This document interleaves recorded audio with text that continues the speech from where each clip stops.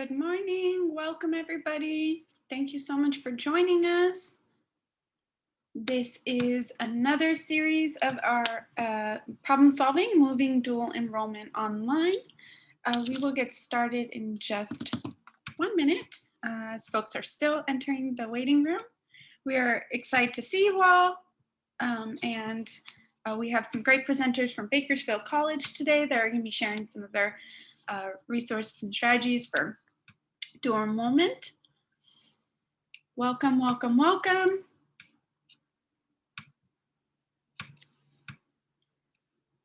All right. Good morning. All right. So let's go ahead and get started.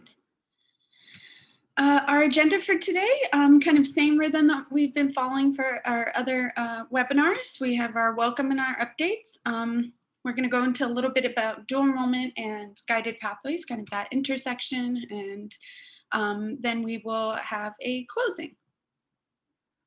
Next slide, please.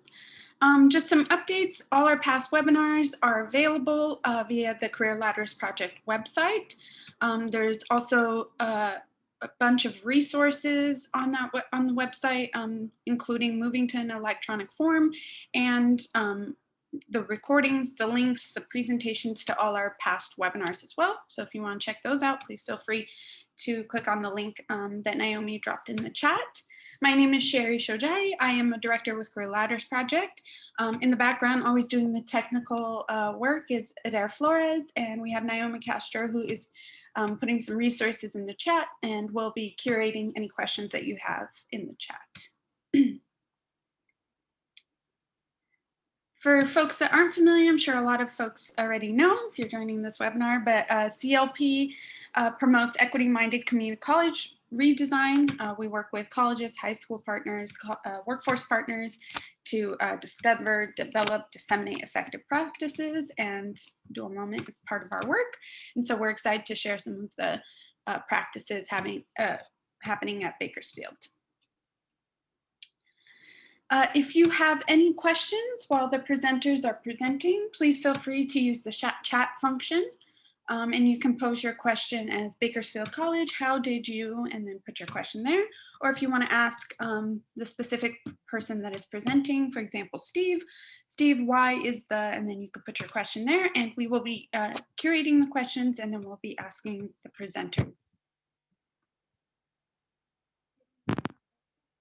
Feel free to put that in the chat as well, and Adair will support you through that. So the team that is presenting today are wonderful colleagues, Kylie Campbell from Bakersfield College. She's Director of Early College Program, and Stephen Watkin, Executive Director at Bakersfield College of Outreach and Early College. And they're going to be sharing some of the work that they've done around dual enrollment, kind of campus-wide at Bakersfield. But first, we want to share this incredible video with you all. Naomi, did you want to share this part?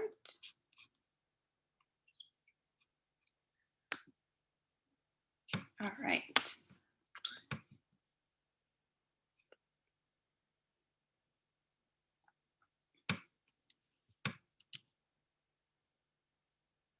We're not getting the sound. Also captions, if that's possible. Yes.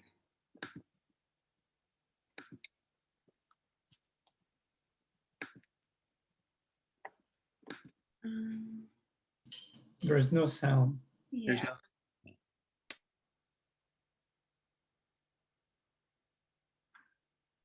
I apologize. Let's try that again. Here we go.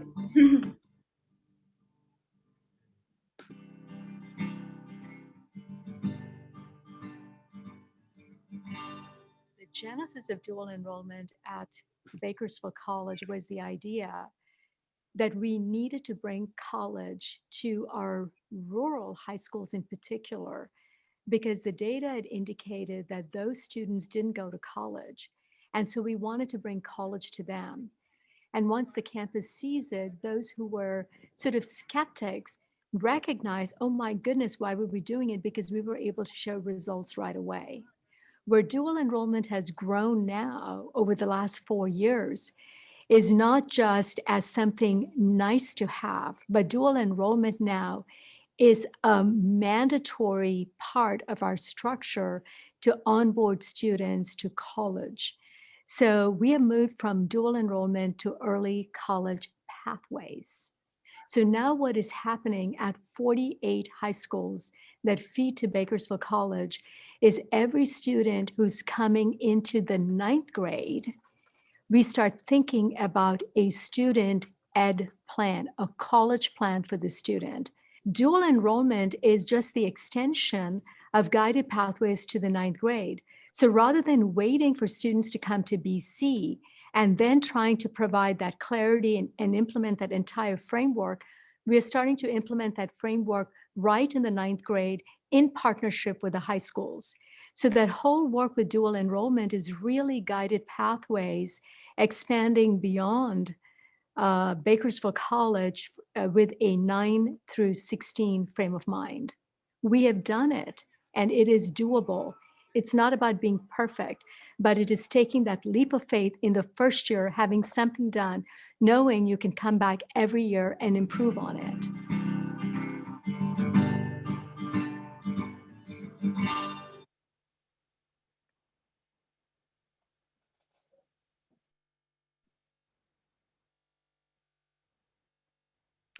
You can check out that video on the CLP website as well. And so now I am going to hand it over to Kylie from Bakersfield College, who's going to share some of their dual enrollment work as guided pathways practice. Kylie? Thank you, Sherry. And good morning, everyone. My name is Kylie Campbell, and I'm the Program Director of Early College at Bakersfield College. As Dr. Christian was saying, we went from dual enrollment to thinking about guided pathways in the high schools. So as a guided pathways school, we had our work focused around redesigning our entire college curriculum to follow guided pathways and implementing the student services to do so.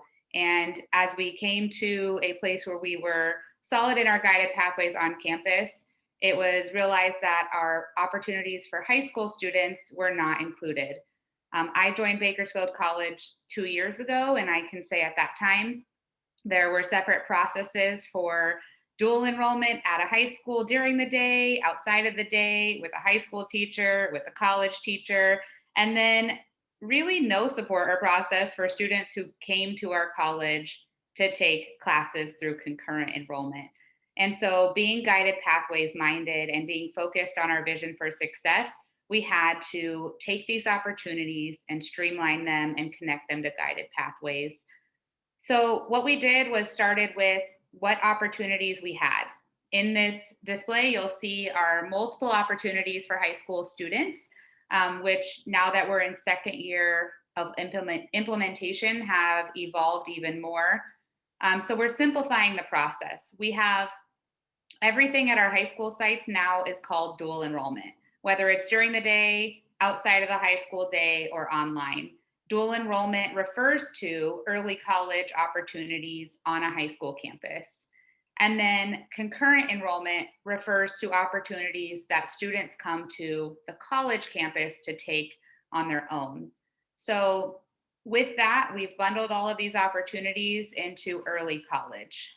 We call every opportunity for a high school student to earn college credit an early college opportunity. They are all early college students.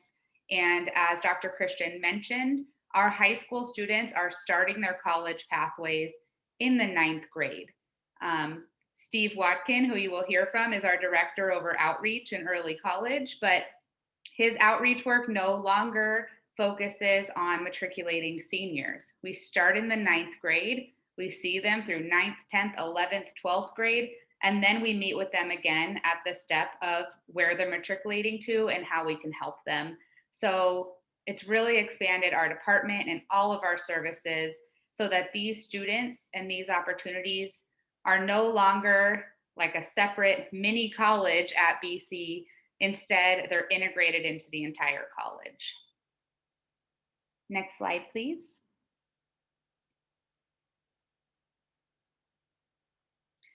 So once we had the framework drafted, the question was, how do we do this? How do we take all of our high schools who have what I like to call random acts of dual enrollment offered on their campus and connect them to guided pathways?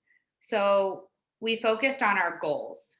One of our goals was we want all high school students to have access to at least 9 college credits. That is our entrance to the path. That is completion that shows success and staying on the path. So that was goal 1.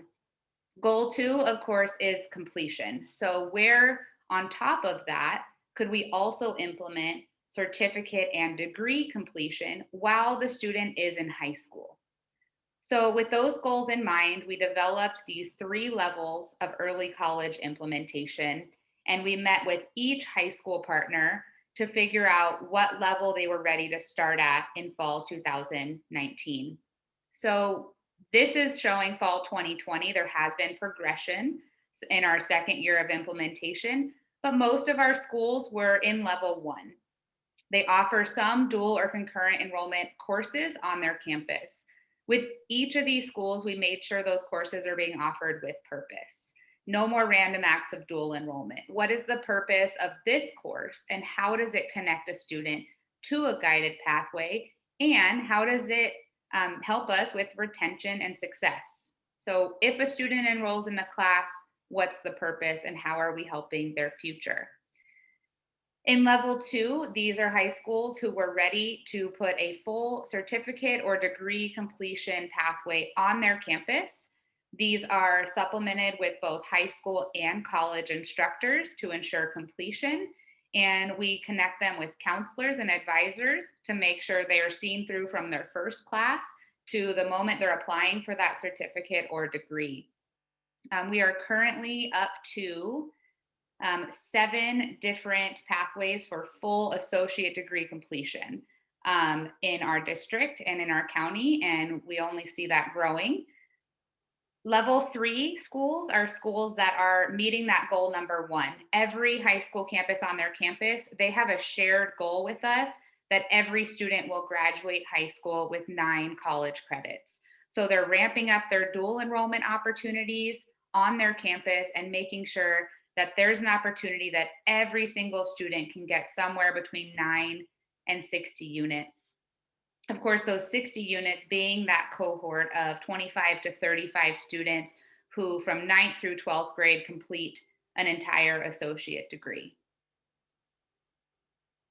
Next slide, please.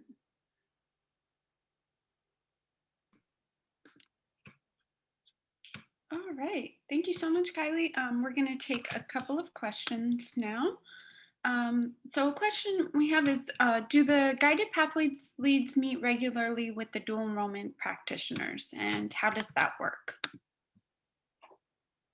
That's a great question. So our guided pathways teams consist of deans, department chairs, faculty, and counselors. So dual enrollment has become a starting point for these pathways. So our conversations with the pathways teams started with the deans and the department chairs. Our first question was, what 3 courses or 9 units are the best entrance to your pathway and the best suited for this population? So we're involved at the administrative level over the pathways. And as that's been implemented now into year 2, we're seeing our extension grow into the advisors and counselors and faculty as they're getting more involved in the dual enrollment courses for their pathway and really seeing those as the entrance. We have more college instructors than ever teaching our dual enrollment classes that don't have high school instructors available. And one by one, pathways and departments are jumping into this opportunity and seeing that not only does it grow enrollment for their program, but it also grows the number of completers in their fields and in their pathways. Thank you.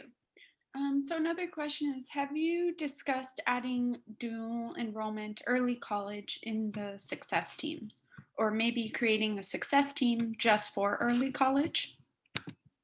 Yeah, so we, of course, the success of our students is always a top priority for us. And I'm sure those of you who work in dual enrollment can relate with getting so bogged down with the processes and the paperwork and the scheduling.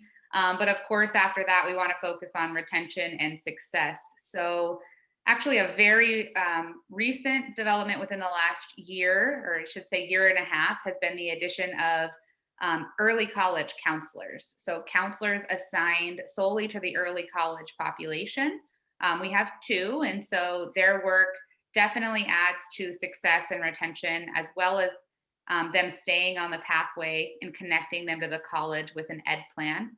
And then in this next term, one of the things we've realized, especially in a remote environment, is that our students need an additional layer of support in the form of tutoring and some peer mentorship. So we're going to be hiring a position of peer mentors who will be student workers from our campus at the college level, who will be available to tutor, mentor, and guide our early college students through Zoom. So it's not ideal to start the position virtually, but it's definitely needed. And so I see that as growing student success and our ability to improve student success, and hope that it'll grow even more once we're in person. I'm trying to see the positive of all of this virtual world, and I think the number of students who actually drive to the college campus and take advantage of services was pretty low. So I'm trying to see this virtual world as just a positive of, we'll probably connect more students to support and services and to this new position. Thank you, Kylie. We have a few more questions. So when discussing pathways, are high schools more geared to doing a GETC route than a CTE route? Is the interest more in UC-CSU transferable?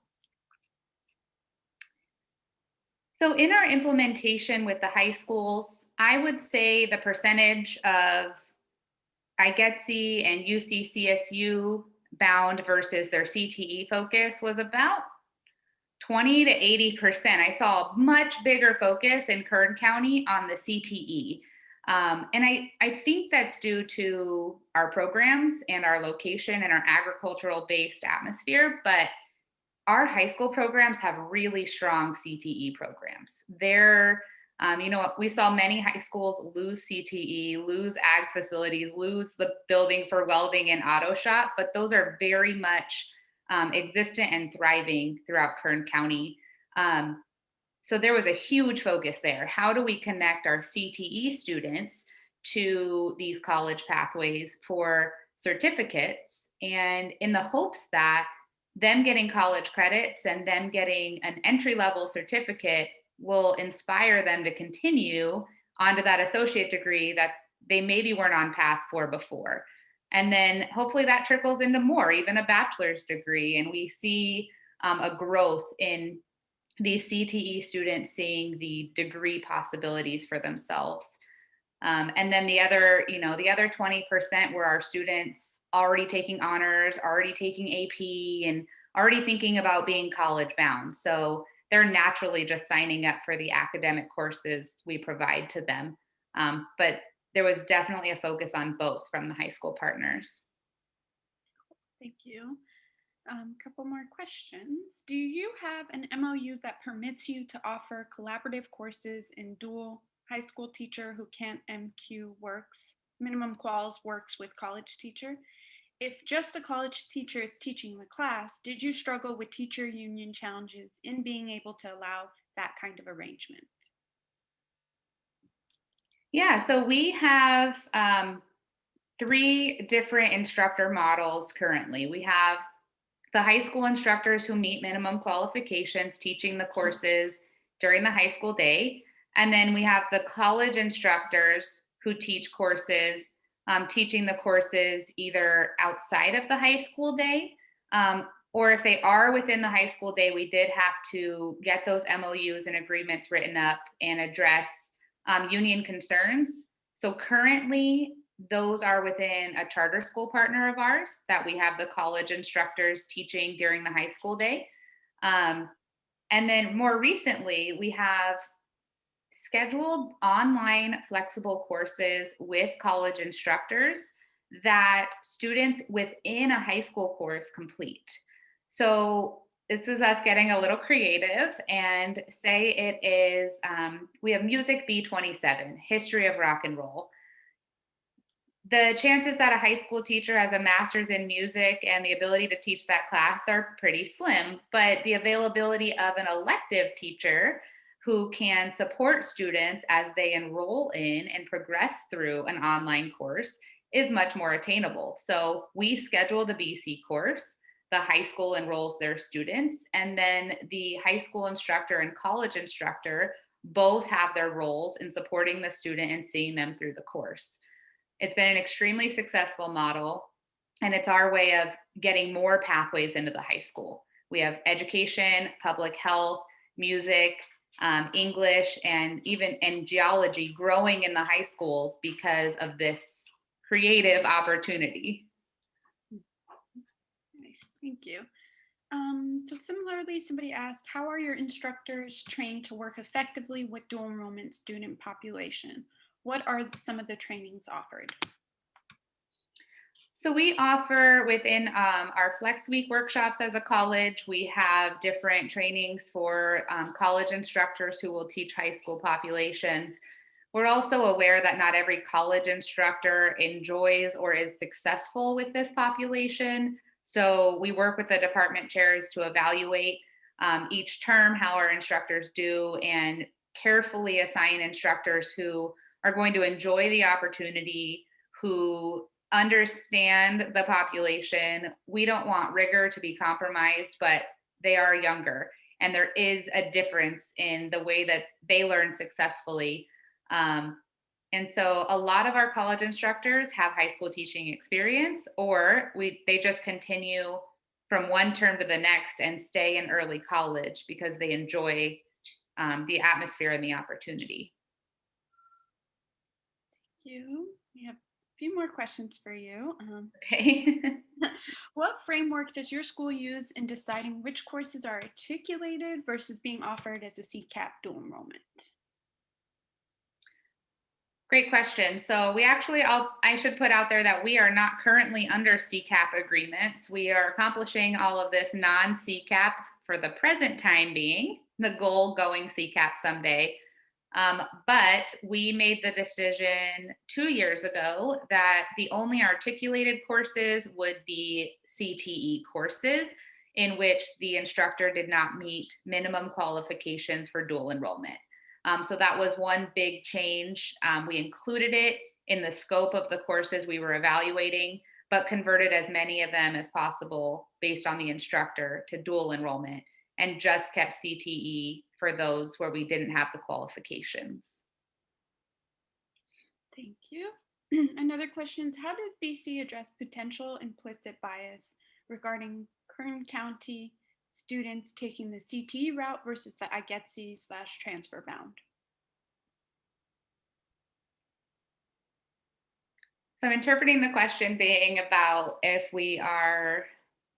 there's some bias or if students are being tracked based on other factors other than their pure choice.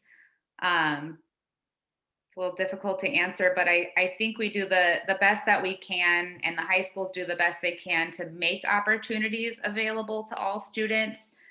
One of the things we most recently launched in the fall was we have 4 degree pathways in Kern High School District, our largest district partner, that instead of being available to only one high school and the students in that area at that high school, they're available to students from throughout the district. So students from all high schools in the site or in the district are bused to an after school location, which is their ROC and CTEC facility, and all have access to these pathways.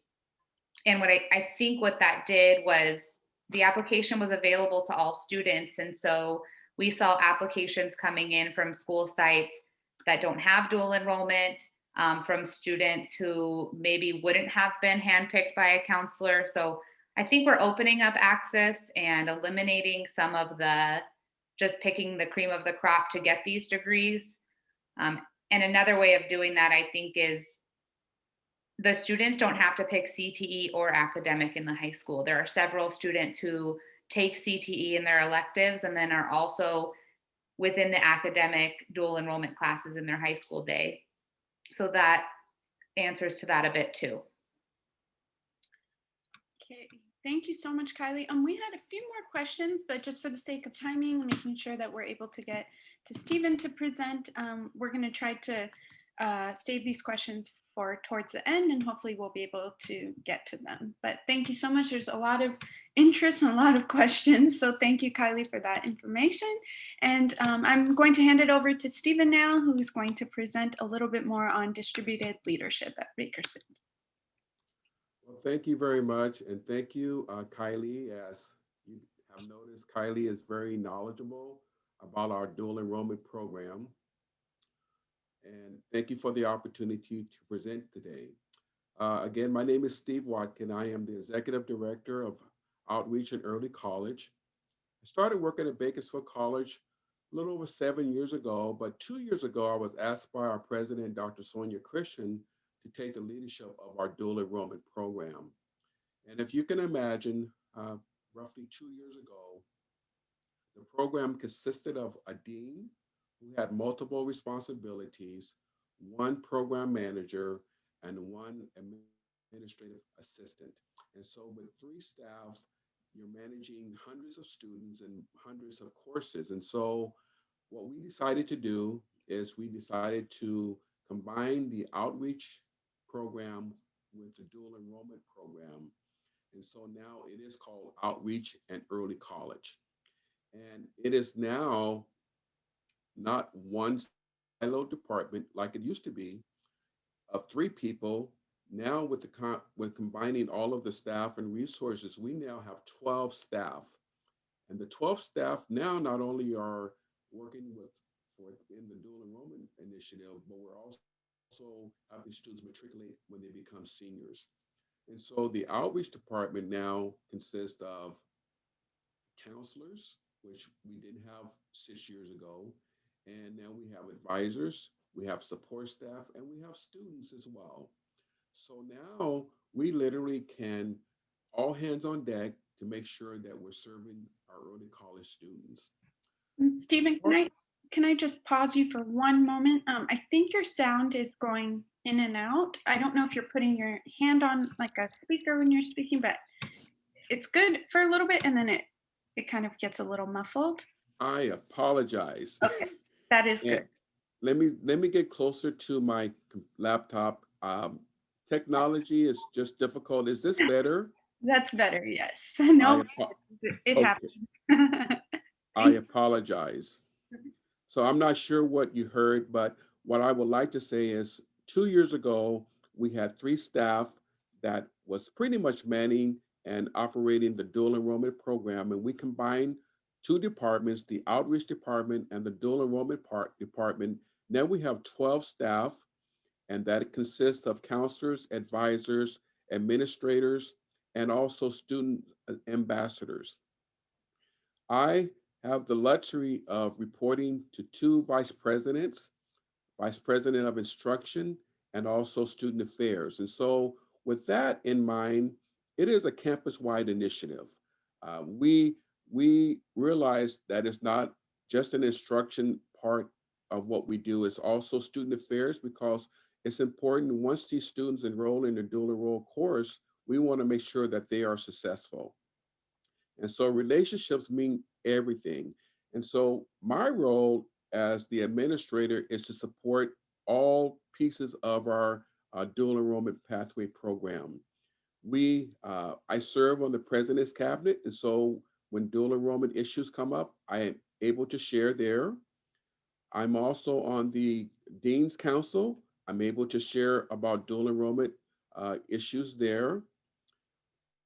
Also, I'm happy that we can talk about dual enrollment issues with our district. And so at all levels, from the district to the president's cabinet to our faculty chairs, there are relationships across the board. So we can literally talk about things as they come up, and before it becomes a major challenge, we can address those challenges before it gets out of control. I used to hear this phrase a few years ago. It said the thing that we used to talk about dual enrollment It was a monster, but now, literally now, over the last 2 years, it is a collaboration. We all understand the goal, and we want our students who take a college course in high school transition. If they attend BC right after high school, perfect. And if they transfer to a four-year university, that's even better because now they will have some college credit when they start their first year of college. Next slide, please.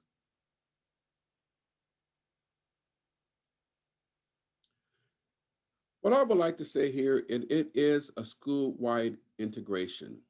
The center of everything we do is the student.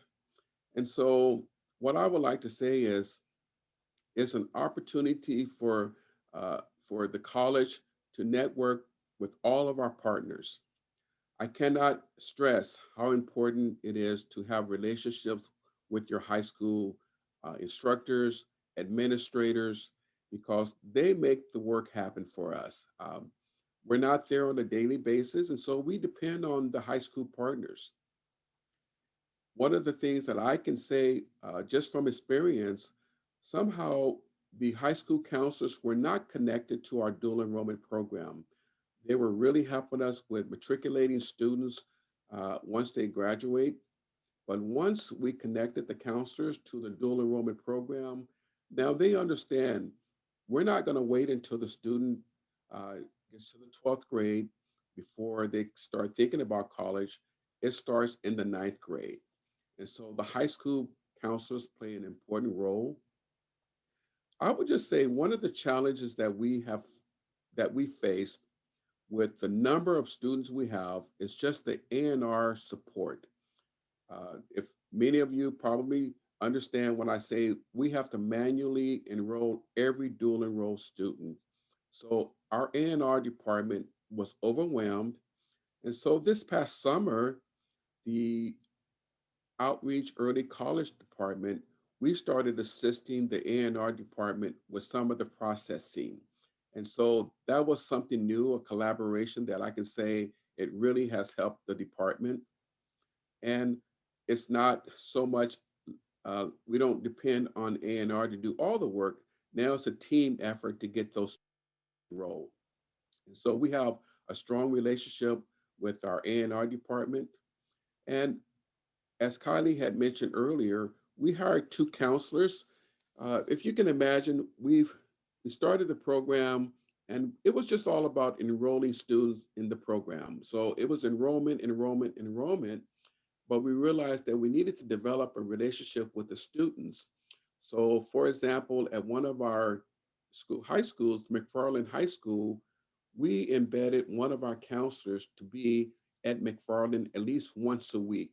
And so that counselor was able to develop relationships with our, not only the counselors, the teachers, but also with the students. And that counselor now is part of the team at McFarland High School. So I think the whole collaboration, the integration has really made a difference. And I think in the next, couple of years, Bakersfield College program is just going to be one that we will all be proud of. And I will stop at that point and maybe take questions. And I apologize for my sound. That's okay. It got much better. Thank you. So there's a question. So somebody said to clarify, you combine dual enrollment on the instruction side and outreach on the student services side? Yeah, so what happened, and prior to my taking over dual enrollment, the dual enrollment program reported to the vice president of instruction. And so there was no integration with student affairs. And so by me taking over the program, now I have communication with the instructors, the deans, the faculty, the chairs, and also with student affairs, which consists of financial aid, A&R, and also the counseling component. And so we are all focusing on making sure our dual enrolled students are successful once they enroll in those courses. And so it's really nice to have both areas collaborating and making sure that students are successful in the program. I just wanted to add, we purchased dualenroll.com this past summer. And so we're in the process of trying to figure out integration so that we're not manually enrolling students, which takes a lot of staff and a lot of time. Thank you, Steve. I'm going to go back to a couple of the questions that we had earlier, so feel free, either Kylie or Steve, whoever you want to answer this, but there was a question on what hurdles did you face in creating that elective instructor / CC instructor model? I can take that question, if that's okay with you, Steve. That's fine. I think that the biggest hurdle, there's two. So one was in realizing that this is creating a relationship and a partnership between two instructors, and that considering the dynamic of that relationship is probably priority number one in pairing this class and getting it scheduled. We saw most instructors work very well together, very focused with the same goals and the same intentions of the class, and then have had one situation of just not being the right pairing. So we're being a little more intentional on having the instructors meet, discuss before scheduling and going forward, and just throwing them into a partnership together. This partnership requires that the high school instructor and college instructor are both happy with the situation, because it is unique, and should one not want to participate, it will directly impact the success of the students. The second factor was with technology. So being that the students were on campus when we started this, there was an assumption that students should have access to complete the work, but they were only having access during the high school day. So we realized that students enrolling in these classes, even though they have time to work on it during the high school day, needed to have technology, laptop and internet access at home as well. So about halfway through the first semester, we realized this. The high schools quickly got them the technology they needed, but it did result in students having to retake the class in the second semester because it was too late to get them caught up. So those were our two biggest hurdles for the program. Thank you. So another question we had earlier is, how do we take your awesome work, or this, how do we take your awesome work and scale it down? We are at Lake Tahoe Community College, have only one staff for dual enrollment, and it's 50% of an outreach / dual combo. Well, I can say that scaling it down, I don't know what that means at BC, but what I can say is, how can we maintain what we have? And I think that's the challenge that BC is experiencing now, is we grew so fast. Now, how do we support the students that are in the program? And so I think one of our challenges is making sure we have support from counselors. We have the teachers understand that they're not the only ones trying to make sure students are successful. They can call someone from the college to help them with updating applications.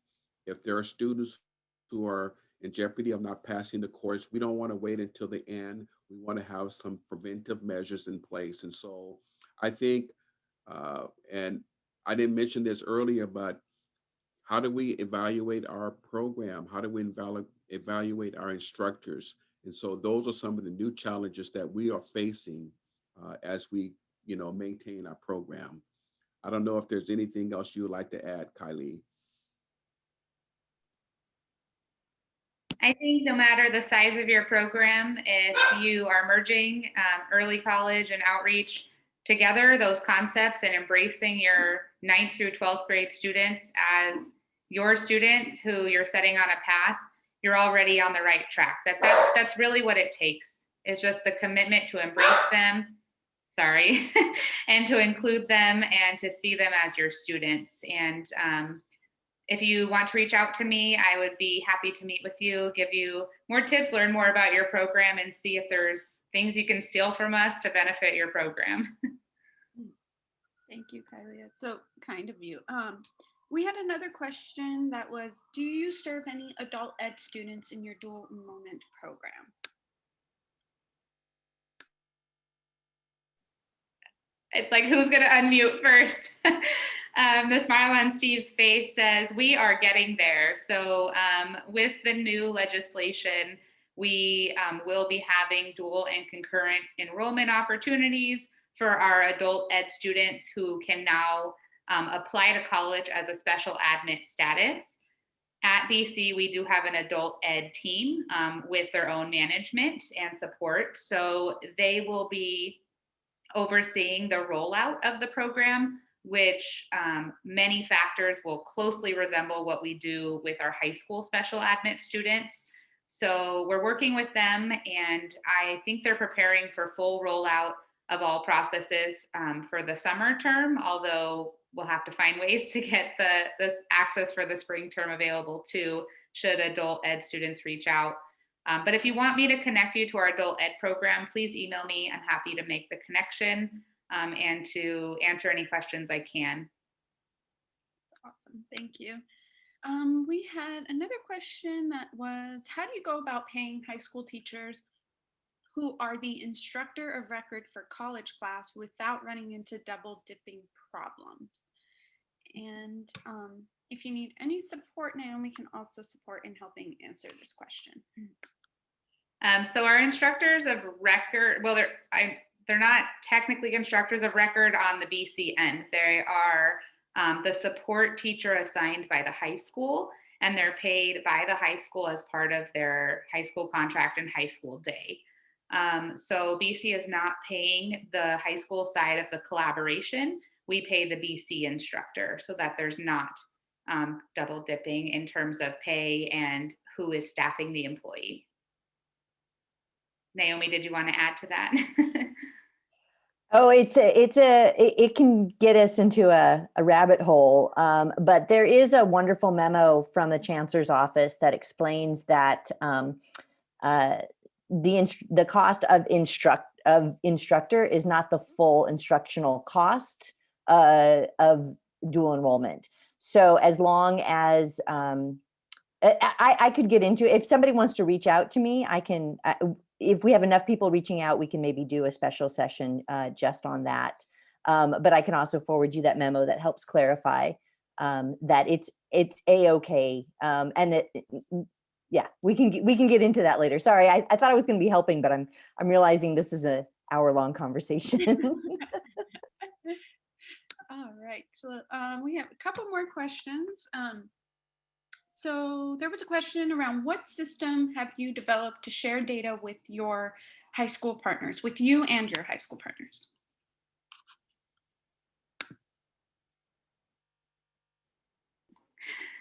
So our agreements do include data sharing with the district.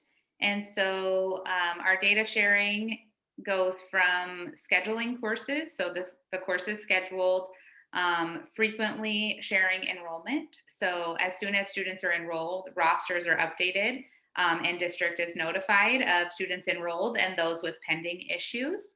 And then it extends to dropping. So we drop the students through our same roster system. The district requests the drop and provides us with the information, and then our A&R goes based off what was requested.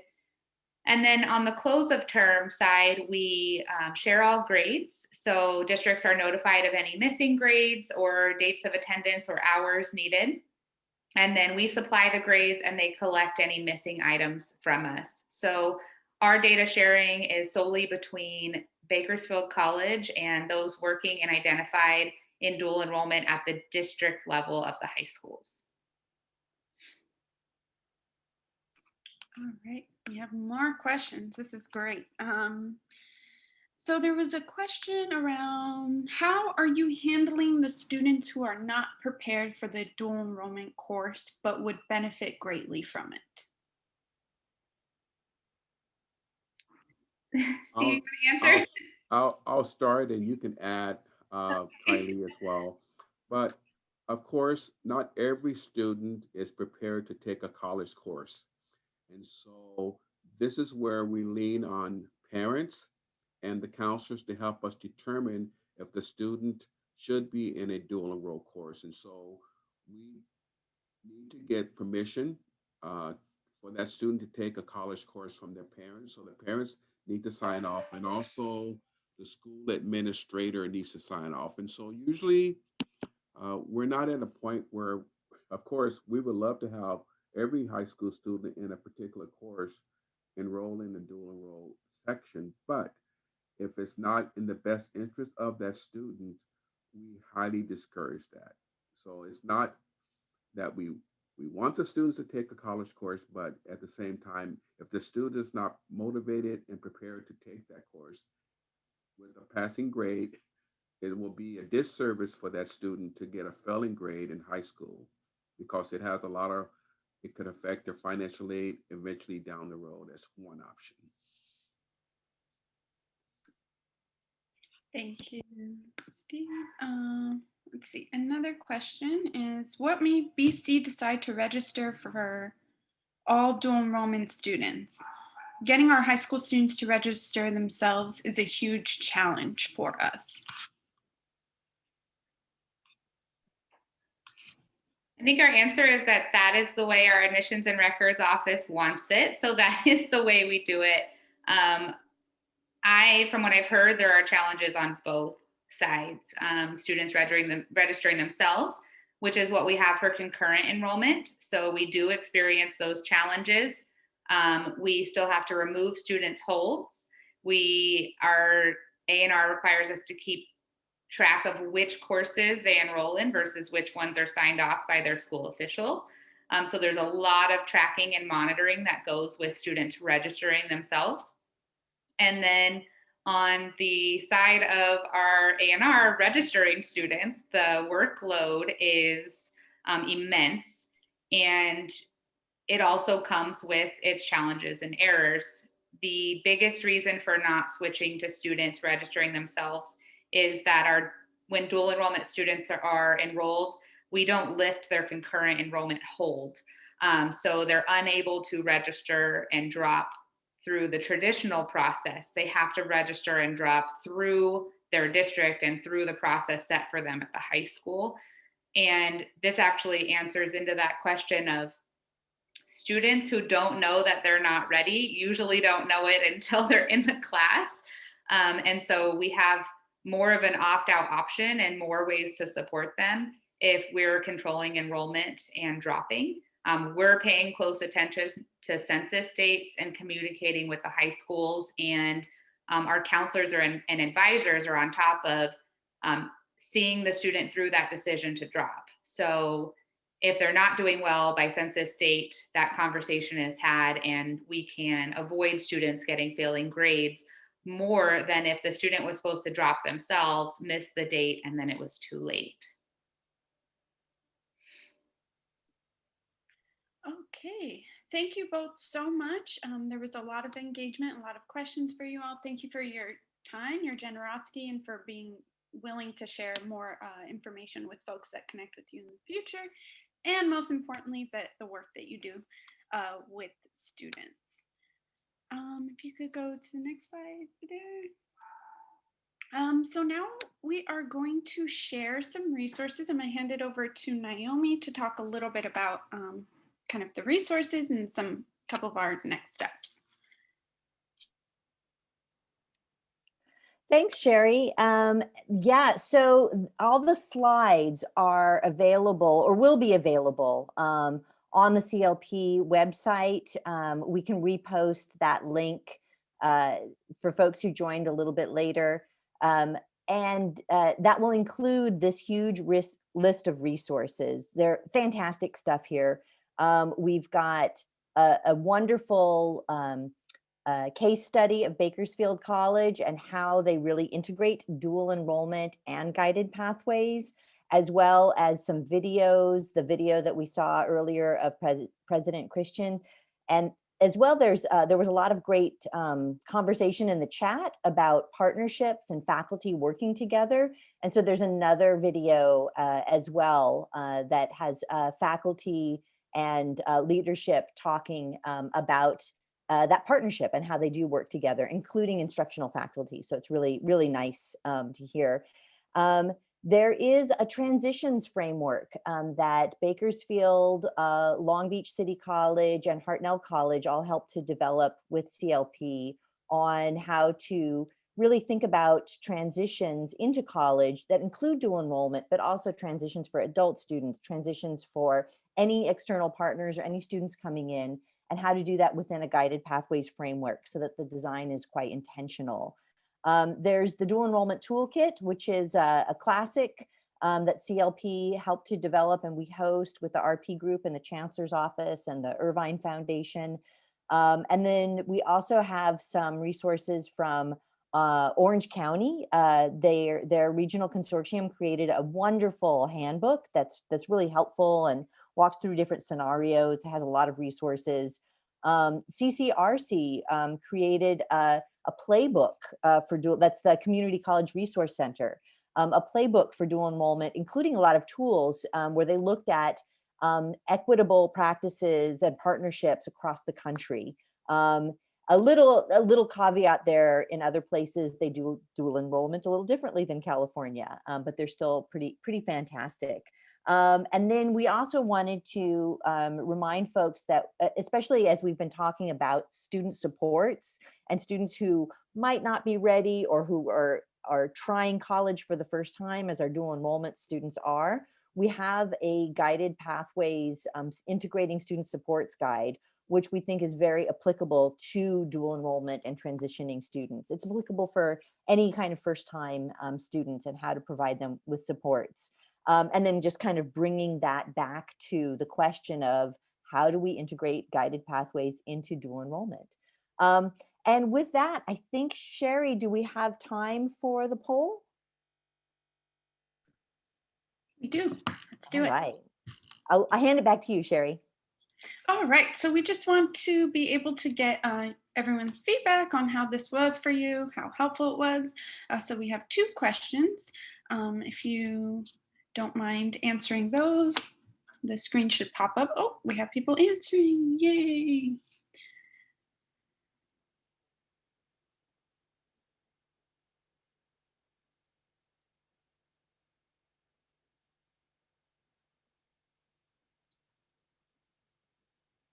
Wow, it's great to see so many folks have attended 7 to 10 of these. Been part of the whole series.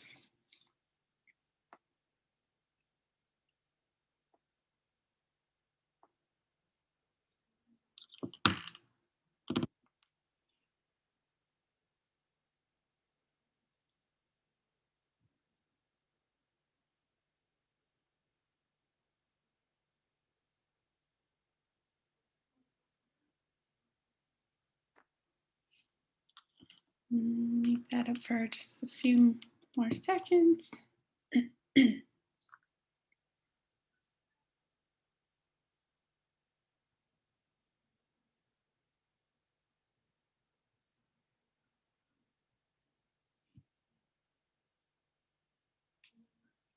And this PowerPoint and the resources and everything will be available soon on our website, along with all the other past webinar recordings and resources. Those are already on our website, but this one will be sent out in a few days.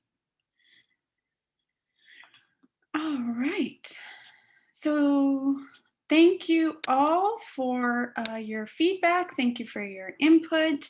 Naomi had dropped Adair Flores' email. If you all want to join our community of practice on Basecamp, please email Adair Flores and he will be able to invite you to that community practice where all the resources are shared and folks are sharing kind of best practices and just cool information that they come across. So please feel free to do that. And you can go to the next slide.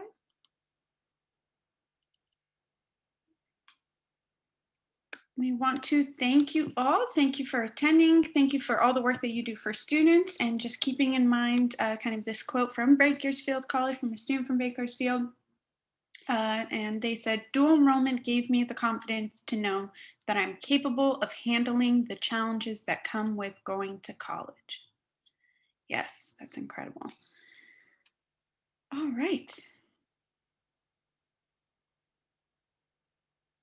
Again, thank you all for attending. Resources, presentation, webinar, recordings, everything will be sent out. And this is the last webinar in this series for this year. So until we see you all again, have an incredible holiday break. Take care of yourselves, stay safe, and thank you for all the work that you do for students, and thank you for Bakersfield for joining us today. Take care, everyone.